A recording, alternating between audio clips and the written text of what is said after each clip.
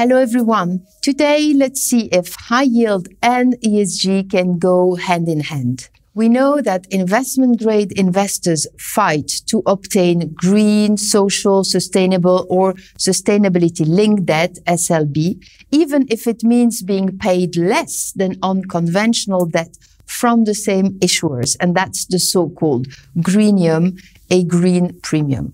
In the world of high yield, the priority is first and foremost the yield offered, then come the covenants, and only then the robustness of the ESG framework.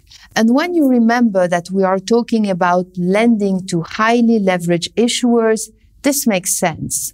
Recent examples confirm these priorities, but this does not prevent issuers from trying to broaden their investor base by issuing in the sustainable debt market. A market that has evolved since the Abengoa misadventure. That was the first green bond from a high-yield issuer in 2014, which defaulted in 2016. So the market remains quite confidential compared to the investment grade, but continues to grow. However, there's still no Grenium on horizon. On the contrary, even. Because developing an ESG framework to make bonds more attractive does not exempt issuer from paying more than on their existing bonds. The Italian builder Webuild provides a good illustration.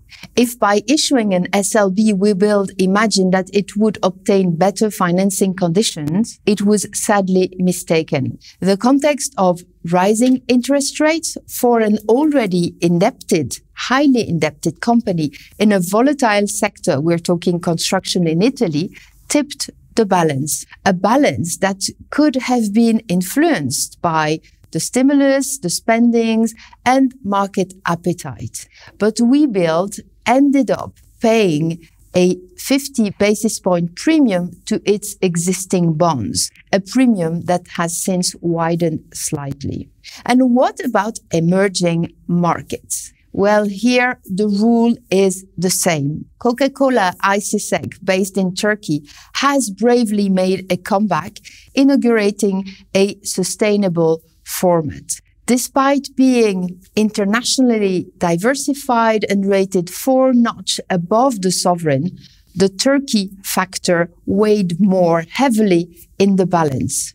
In addition to these considerations of financial solidity and environment, it should also be mentioned that some KPIs, the key performance indicators, are more like an alibi criteria than real impact commitments. Stopping at scope 2 when 80% of your CO2 emissions are in scope 3, i.e. indirect emissions, that's the case of Webuild, or reducing your water consumption by 13% by 2027, the case of Coca-Cola Turkey, well, that has raised the eyebrows of responsible investors. Yet 2022 should continue to bring new high-yield issuers into the sustainable debt market. However, it is premature to expect Greniums or other benefits for the issuers.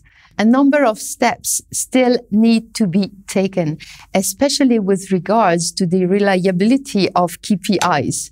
If a responsible investor is an investor like any other, this is even more true for high-yield investors. Thank you.